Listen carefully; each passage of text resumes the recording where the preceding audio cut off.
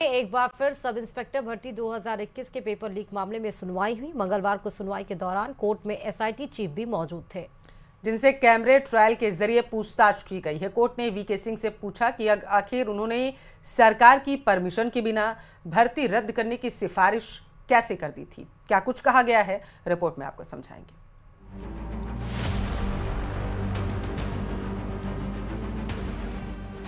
SIT chief VK Singh से high court का सवाल, भर्ती रद्द करने की सिफारिश पर मांगा जवाब। 17 जुलाई को होगी एक बार फिर सुनवाई। एसआई भर्ती परीक्षा 2021 को लेकर हाईकोर्ट में एक बार फिर सुनवाई हुई। हालांकि नतीजा कुछ भी नहीं निकला। कोर्ट ने याचिकाकर्ताओं की याचिकाओं पर सुनवाई की और एक बार फिर नई तारीख दे दी। हालांकि मंगलवार की सुनवाई इसलिए खास थी क्योंकि इसमें एसआईटी चीफ वीके सिंह मौजूद थे। राजस्थान हाईकोर्ट में एसआई भर्ती मामले को लेकर के आज एसआईटी की जो चीफ थे उन्हें बुलाया गया। वीके सिंह जब अदालत में पहुंचे तो यहां पर कैमरा ट्रायल के जरिए सुनवाई की गई। अदालत ने उनके पहुंचते ही सबसे पहला जो सवाल किया वो ये था कि किस तरह से जो जांच के शुरुआती दौर में ही ये सिफारिश कर दी गई थी कि भर्ती को रद्द किया जाए। इस पर उन्होंने बताया अदालत को कि जैसे हालात थे, जिस तरह की इन्फॉर्मेशन आ रही थी, बहुत ज़्यादा लंबा चौड़ा मामला लग रहा था, लेकिन फिर बाद में इस पूरे घटनाक्रम के अंदर उतने लोग नहीं आए पकड़ में जितना उम्मीद थी। कोर्ट ने वीके सिंह से साफ शब्दों में सवाल किया कि उन्होंने सरकार की मंजूरी के बिना भर्ती परीक्षा को रद्द करने की सिफारिश कैसे की। कोर्ट ने वीके सिंह से पूछा कि क्या उन्होंने ऐसा अपनी मर्जी से किया या फिर इसके लिए सरकार से कोई दिशा निर्देश मिला था।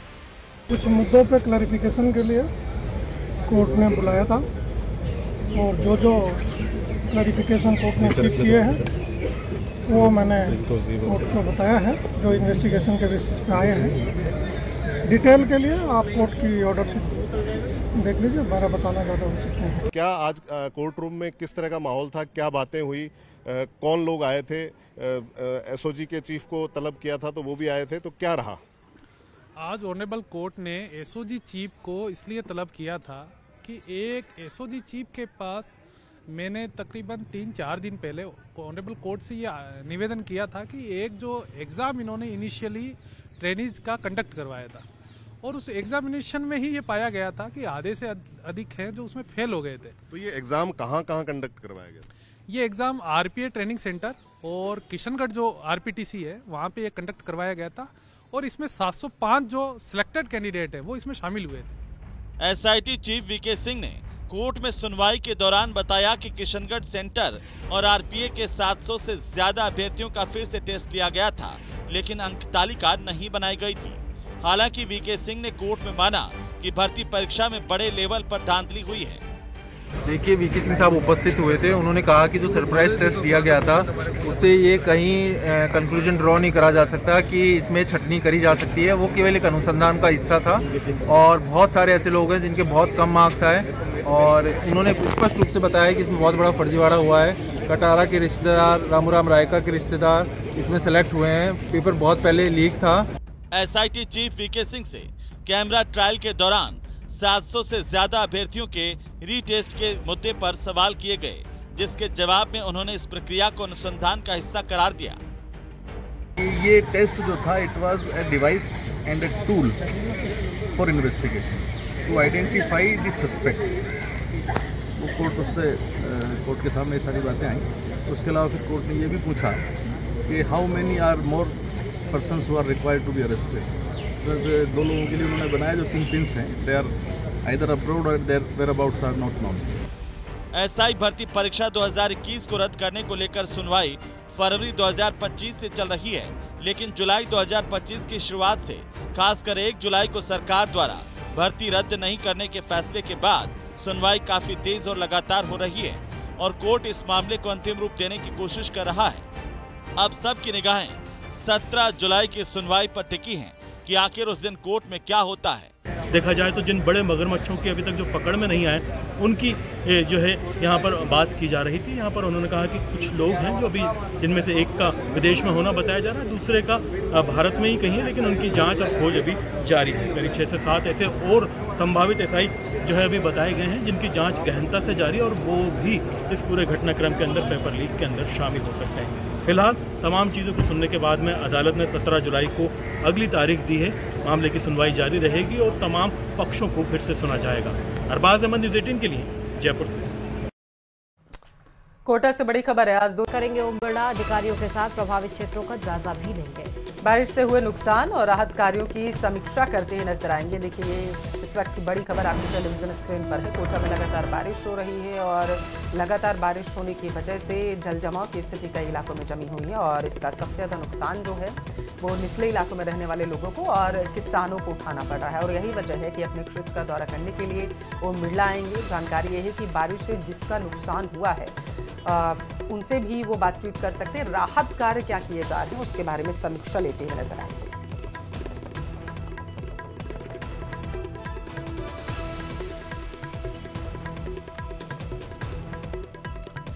चलिए खबरों में आगे बढ़ते बताते चलें कि गृह मंत्री अमित शाह 17 जुलाई को जयपुर दौरे पर रहेंगे।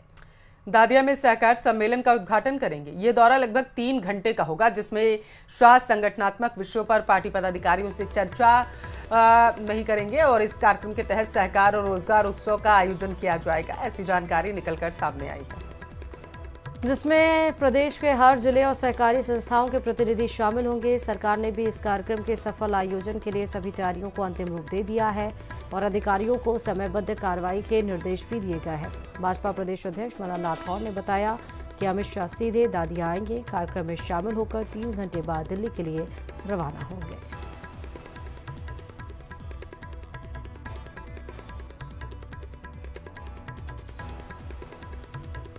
आदरणीय अमित शाह जी एक कोऑपरेटिव सेक्टर के प्रोग्राम में आ रहे हैं। वो वहाँ से लगभग 11 बजे के आसपास वहाँ से रवाना होंगे दिल्ली से और यहाँ हमने भी समय दिया है। दादिया में कार्यक्रम उनका आयोजित होने वाला है। ये एक सरकारी कार्यक्रम है, लेकिन चूँकि वो आ रहे हैं कोऑपरेटिव सेक्टर्स की चर्चा करेंगे, कोऑपरेटिव विभाग का कार्यक्रम है, तो उसमें हमारे भी कोऑपरेटिव से संबंधित जो भी हमारे कार्यकर्ता हैं वो इसमें उपस्थित रहेंगे। प्रदेश में अलग से भील प्रदेश बनाने की मांग एक बार फिर से तेज हो गई है। बांसवाड़ा डूंगरपुर से भारत आदिवासी पार्टी के सांसद राजकुमार रोत ने एक बार फिर से राजस्थान, मध्य प्रदेश, गुजरात और महाराष्ट्र के आदिवासी बहुल क्षेत्रों को मिलाकर अलग भील प्रदेश के गठन की मांग उठाई है। रिपोर्ट देखिए आप। सांसद राजकुमार रोत की हुंकार, भील प्रदेश है जन्म सिद्ध अधिकार। आजादी के बाद भील प्रदेश को 4 राज्यों में बांटने का क्या था औचित्य? आदिवासी संस्कृति और सभ्यता के लिए भील प्रदेश अनिवार्य। भील प्रदेश की जरूरत या सियासत? मंगलवार को भारत आदिवासी पार्टी के नेता और बांसवाड़ा डूंगरपुर सांसद राजकुमार रोत ने ट्वीट करना सिर्फ भील प्रदेश का नक्शा जारी किया, बल्कि इसके प्रति अपनी गहरी प्रतिबद्धता भी दोहराई। सोशल मीडिया पर उन्होंने लिखा, आजादी के बाद भील प्रदेश को 4 राज्यों में बांटकर इस क्षेत्र की जनता के साथ अन्याय किया। गोविंद गुरु के नेतृत्व में शहीद हुए 1500 से अधिक शहीदों के सम्मान में भील प्रदेश बनाना है। रोत ने लिखा, भील प्रदेश की मांग आजादी के पहले से ही उठती आई है, क्योंकि यहाँ के लोगों की संस्कृति, भाषा, बोली और रीति रिवाज दूसरे प्रदेशों से अलग है और आदिवासी संस्कृति और सभ्यता को बचाने और उसके संरक्षण के लिए जरूरी है। पूरे विश्व के अंदर आदिवासी समुदाय के साथ कहीं न कहीं अन्याय हो रहा है, उसके साथ शोषण हो रहा है। उनका कल्चर है, उनकी परंपरा, रीति रिवाज समाप्त होने की कगार पे है। देश के किसी भी कोने में देखा जाए, अन्य देशों में देखा जाए, उनके जो अधिकार है, संवैधानिक अधिकार है, उन अधिकारों को लेकर अवेयरनेस नहीं है। प्लस जो भी गवर्नमेंट रही है वो उन अधिकारों को धरातल पे लागू करने का काम नहीं करती है। कल्चर, उनकी परंपरा, रीति रिवाज का संरक्षण हो और आदिवासी समुदाय अपने आप को गौरवान्वित महसूस करे। हालांकि राजकुमार रोत ने अपने अकाउंट पर जो नक्शा पोस्ट किया वो अंग्रेजों के समय का है। अंग्रेजों ने प्रशासनिक मकसद के लिए यह नक्शा बनाया था, लेकिन बाद में आदिवासियों की भील प्रदेश बनाने की मांग अलग अलग राज्यों में फैल गई। अलग से भील प्रदेश बनाने की मांग बहुत पुरानी है। दरअसल 17 नवंबर 2013 को राजस्थान और गुजरात की सीमा पर स्थित पहाड़ियों में मानगढ़ नरसंहार हुआ था। ब्रिटिश सेना ने सैकड़ों भीलों को बेरहमी से मार डाला था, जिसे आदिवासी जलियांवाला कहा गया। भील प्रदेश 4 राज्यों गुजरात, राजस्थान, मध्य प्रदेश और महाराष्ट्र से 43 जिलों को अलग करके बनाया जाएगा। भील प्रदेश में किस राज्य के कौन कौन से जिले हैं? जिसमें गुजरात के जिलों की बात करें तो अरवली, महिसागर, दाहोद, पंचमहल, सूरत, बड़ोदरा, तापी, नवसारी, छोटा उदेपुर, नर्मदा, साबरकांठा, बनासकांठा और भरूचा। तो राजस्थान के जिलों में बांसवाड़ा, डूंगरपुर, बाड़मेर, जालोर, सिरोही, उदयपुर, झालावाड़, राजसमंद, चित्तौड़गढ़, कोटा, बारा और पाली। मध्य प्रदेश के जिलों में इंदौर, गुना, शिवपुरी, मंदसौर, नीमच, रतलाम, धार, देवास, खंडवा, खरगोन, बुरहानपुर, बड़वानी, अलीराजपुर। तो महाराष्ट्र के जिलों में नासिक, ठाणे, जलगांव, धुले, पालघर, नंदुरबार और अलीराजपुर शामिल हैं। डूंगरपुर में भील प्रदेश के समर्थन में भील प्रदेश मुक्ति मोर्चा ने राष्ट्रपति के नाम जिला कलेक्टर को ज्ञापन सौंपा। चारों स्टेटों में भाजपा की सरकार, केंद्र में भाजपा की सरकार, 1 सेकंड में ये मांग पूरी हो सकती है। अगर सरकार वाकई हितैषी है बिलों की, तो हम तो इस बिल प्रदेश की मांग को अगर मान लेते हैं तो हम वाकई मानेंगे कि बिलों के प्रति इनकी इच्छा है काम करने की, इस देश के मूल मार्गों के प्रति संवेदनशील है ये सरकार, ये हम मानेंगे।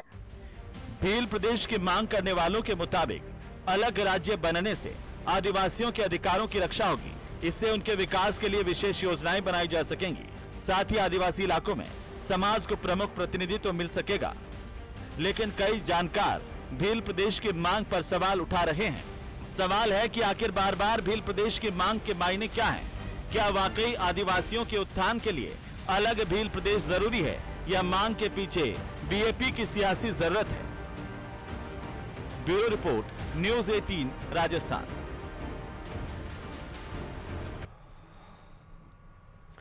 एसडीएम थप्पड़कांड मामले में कोर्ट से जमानत मिलने के बाद नरेश मीणा बाबा सीकर पहुंचे और परिवार के साथ खाटू श्याम जी के मंदिर में उन्होंने दर्शन किया है। और मंदिर में दर्शन कर बाबा श्याम को चांदी का निशान और छत्र भी भेंट किया गया है। इस दौरान उन्होंने बताया कि जेल में बंद रहने के दरमियान उन्होंने बाबा श्याम से रिहाई की अरदास की थी, जिसे बाबा ने सुन लिया है।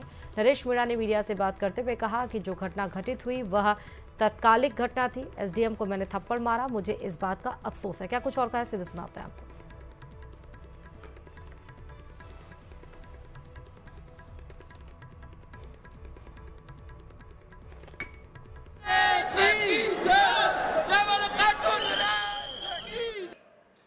वो घटना जो घटित हुई थी वो तात्कालिक घटना थी और उस समय भावावेश में जिस तरह की वहाँ कंडीशन बनी उसमें दुर्भाग्यपूर्ण थी, लेकिन घटना बाद में मुझे बहुत अफसोस हुआ। और उसके बाद वैसे तो मेरा चुनाव के बाद में सीधा मतगणना से पैदल बाबा खाटू श्याम के दरबार में आना था, लेकिन उस घटना के बाद में जैसा आपको पता है मैं 8 महीने जेल में रहा, कल ही जेल से निकला हूँ। तो सीधा मेरा मन था कि जेल से निकलने के बाद में सीधा बाबा खाटू श्याम के दरबार में आऊँ। और आज मैंने बाबा खाटू श्याम के यहाँ आकर ढोक लगाई, आशीर्वाद मांगा है, बाबा से शक्ति मांगी है कि जिस तरह से मुझे जनता का आशीर्वाद मिल रहा है, ईश्वर मुझे ऐसी शक्ति दे ताकि मैं जनता के हितों के लिए काम करता रहूं, जनमानस के लिए काम करता रहूं। और चलिए अब बात दिल्ली से बड़ी खबर की करते हैं। 2 स्कूलों को फिर से बम से उड़ाने की धमकी मिली है। देखिए, जानकारी यह है कि द्वारका के सेंट थॉमस और वसंत वैली स्कूल को धमकी मिली है। सेंट थॉमस और वसंत वैली स्कूल खाली करवा लिया गया है। एहतियात के तौर पर यह फैसला लिया गया है। एक बार फिर से स्कूलों को टारगेट किया गया है, ऐसी जानकारी निकलकर सामने आई है और बताया जा रहा है कि बम से उड़ाने की धमकी 2 स्कूलों को दी गई है।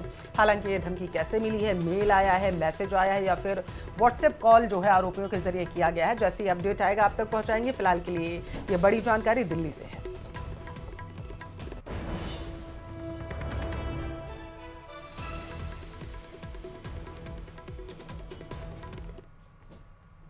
हनुमानगढ़ टाउन की बैठक में बड़ा फैसला लिया गया है। उसी जगह उसी स्वरूप में फिर होगा छतरी का निर्माण। देखिए, कोटा विकास प्राधिकरण, भारतीय विमान प्राधिकरण के साथ जो है और राजपूत समाज और जनप्रतिनिधियों की मौजूदगी में फैसला लिया गया। छतरी के पुनर्निर्माण का प्रावधान भारतीय विमान प्राधिकरण की तरफ से अनुमोदित प्लान में लिया जाएगा, ऐसी जानकारी निकलकर सामने आई। साथ ही छतरी के क्षेत्र को एयरपोर्ट के ऑपरेशन क्षेत्र से बाहर रखा जाएगा ताकि लोगों को आने जाने में दिक्कत ना हो। अगले 15 दिन में एयरपोर्ट के ग्राउंड लेवलिंग तय होने के बाद छतरी का काम शुरू होगा। राजपूत समाज की तरफ से तय ड्राइंग के आधार पर कोटा विकास प्राधिकरण छतरी का निर्माण करवाएगा। एयरपोर्ट के निर्माण के लिए कोटा बूंदी सीमा पर तुलसी गांव से तोड़ी गई थी राव सूरजमल की छतरी। ज्यादा जानकारी के साथ संवाददाता हिमांशु इस खबर पर जुड़े हुए हैं। हिमांशु, राव सूरजमल की छतरी को लेकर एक बड़ा फैसला लिया गया है। विवाद बूंदी और कोटा की सीमा पर ये तुलसी गांव है जहां पर देखने को मिला था। दरअसल कोटा का नया ग्रीनफील्ड एयरपोर्ट बनना है और उस समय कोटा यूआईटी की तरफ से एयरपोर्ट निर्माण को लेकर के जमीन को पूरी तरह से खाली करवाया जा रहा था और उस दौरान इस छतरी को तोड़ दिया गया था और इस छतरी को लेकर के एक बड़ा विवाद हुआ था। इसमें मोटे तौर पर बात करना जरूरी है कि राव सूरजमल हाड़ा बूंदी रियासत के 9वें शासक थे और इस छतरी का निर्माण 1527 से 1531 में तुलसी गांव में करवाया गया था और कहा जा सकता है कि बड़ा जो चाहे वो जनप्रतिनिधि हो, चाहे राजपूत समाज से जुड़े लोग हों, ग्रामीण हो, उनकी आस्था का केंद्र भी ये छतरी थी और इस छतरी को तोड़ने के बाद में एक बड़ा विवाद वहां पर देखने को मिला और कहा जा सकता है कि 600 साल पुरानी ये छतरी जब टूटी 20 सितंबर 2024 का ये पूरा की पूरा वाकया है। इसके बाद एक बड़ा विवाद लंबे समय तक चला जिसके बाद में आखिरकार कल एक बेहद महत्वपूर्ण बैठक हुई जिसके अंदर कोटा विकास प्राधिकरण, भारतीय विमान प्राधिकरण और इसके साथ में बूंदी से जुड़े हुए राजपूत समाज के लोग, कोटा से जुड़े हुए राजपूत समाज के लोग और जनप्रतिनिधि सभी लोग इस बैठक के अंदर मौजूद रहे और एक महत्वपूर्ण फैसला लिया गया। इसको लेकर के महत्वपूर्ण फैसले के साथ में ये तय किया गया कि अब छतरी का निर्माण उसी जगह पर करवाया जाएगा। इसके साथ ही ये भी तय किया गया है छतरी के पुनर्निर्माण का जो प्रावधान है भारतीय विमान प्राधिकरण की तरफ से जो अनुमोदित प्लान पूरे एयरपोर्ट को लेकर के लिया जाएगा उसके अंदर ही इसको लिया जाएगा। साथ ही इस छतरी के क्षेत्र में जो एयरपोर्ट के ऑपरेशन क्षेत्र से उसको पूरी तरह से बाहर रखा जाएगा ताकि लोगों को आने जाने के लिए दिक्कत ना हो। यहाँ पर एक परिक्रमा के लिए भी पूरा की पूरा एक स्पेस छोड़ा जाएगा। इसके साथ ही अगले 15 दिन में एयरपोर्ट की ग्राउंड लेवलिंग तक जो है वो तय की जाएगी जिसके साथ ही छतरी का जो निर्माण कार्य है वो कोटा विकास प्राधिकरण कराएगा। राजपूत समाज की तरफ से इसको लेकर के एक जो ड्राइंग है वो ली जाएगी। उस ड्राइंग के आधार पर कोटा विकास प्राधिकरण जो है वो इस पूरी छतरी का निर्माण कार्य कराएगा। निश्चित तौर पर कहा जा सकता है कि लोकसभा अध्यक्ष ओम बिरला की महत्वपूर्ण भूमिका रही क्योंकि उन्होंने इस पूरे मामले को बेहद गंभीरता से लिया और आखिरकार उनकी महत्वपूर्ण भूमिका के बाद इस पूरे मामले में बड़ा फैसला हुआ और राजपूत समाज की मांग पूरी हुई। बेहद महत्वपूर्ण जानकारी आप साझा कर रहे हैं हिमांशु, बहुत शुक्रिया महत्वपूर्ण जानकारी साझा करने के लिए। राजस्थान हाईकोर्ट उदयपुर फाइल्स को लेकर के दायर याचिका पर सुप्रीम कोर्ट आज सुनवाई करने वाला है। आरोपी जावेद ने सुप्रीम कोर्ट में याचिका दायर की है। दायर याचिका में यह कहा गया है कि अगर फिल्म पर लगी रोक को हटाया जाता है तो निचली अदालत में चल रही सुनवाई पर असर पड़ेगा। तो देखिए आरोपी जावेद है जिसने ये याचिका दायर की है, ऐसी जानकारी निकलकर सामने आई है और इससे पहले आपकी जानकारी के लिए आपको बता चुके कि आरोपी जावेद की तरफ से सुप्रीम कोर्ट में जब याचिका दायर की गई थी तो सुप्रीम कोर्ट की तरफ से टिप्पणी की गई थी कि निचली अदालतों में इसकी सुनवाई हो रही है और अगर आपको किसी भी तरीके की आपत्ति है तो आप पहले उन अदालतों का दरवाज़ा जो है वो खटखटाइए जाकर के और उसके बाद सुप्रीम कोर्ट तब जाकर के इस पर कोई संज्ञान ले सकता है। हालांकि सबके बीच आरोपी जावेद की तरफ से जो याचिका दायर की गई है उस पर अब सुनवाई होनी है और आरोपी जावेद की तरफ से इस पूरे मामले पर ये कहा गया है कि अगर ये फिल्म जो है ये रिलीज होती है तो संभवतः ऐसा हो सकता है कि निचली अदालतों में जो सुनवाई इस मामले को लेकर चल रही है वो प्रभावित हो सकती है। ज्यादा और जानकारी के साथ संवाददाता शंकर आनंद खबर पर जुड़े हुए हैं। शंकर आनंद, आज आरोपी जावेद की याचिका पर फिर से सुप्रीम कोर्ट में सुनवाई है। निश्चित तौर पर देखिए कल इस मामले पर कल सुप्रीम कोर्ट में जिस तरह से याचिका पे कल सुनवाई हो रही थी और सुप्रीम कोर्ट के द्वारा उन तमाम बातों को रखा जा रहा था कि आखिर वो क्या क्या मुद्दे हैं जिस मुद्दे को लेकर आगे सुनवाई की जा सकती है। तो आज का वक्त मुकर्रर किया गया था और आज तकरीबन 10:30 बजे के बाद इस मामले पर सुनवाई होनी है।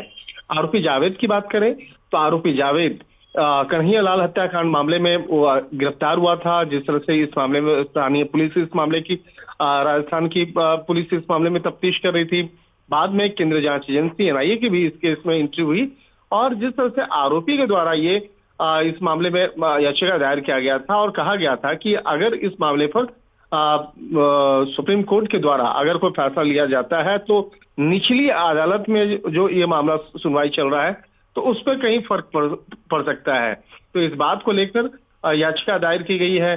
तो आज किस तरह से इस मामले में आगे की सुनवाई होगी और खास तौर पर जिस तरह से उदयपुर फाइल्स जो फिल्म है उस फिल्म को जिस तरह से निचली अदालत के द्वारा प्रतिबंधित किया गया है और कुछ दिन के लिए भी रोका गया है, तो इस मामले पर ये याचिका दायर की गई थी कि उस अगर फिल्म पर लगी रोक को हटा दिया जाता है तो निचली अदालत में चल रही उनकी सुनवाई पे बहुत ज्यादा फर्क पड़ सकता है। तो जस्टिस सूर्यकांत की अध्यक्षता वाली बेंच इस मामले पर सुनवाई करने के लिए तैयार हो गई है और आज इस मामले पर सुनवाई करेगी। और याचिकाकर्ता की तरफ से वरिष्ठ वकील मेनका गुरुस्वामी ने इस केस को मेंशन किया था और इस मामले पर जल्द सुनवाई की मांग की थी। तो देखना लाजमी होगा कि आज आरोपी जावेद की तरफ से दायर याचिका पर किस तरह से आगे की सुनवाई होती है। जी ठीक है शंकर, बहुत शुक्रिया आपका तमाम जानकारी साझा करने के लिए।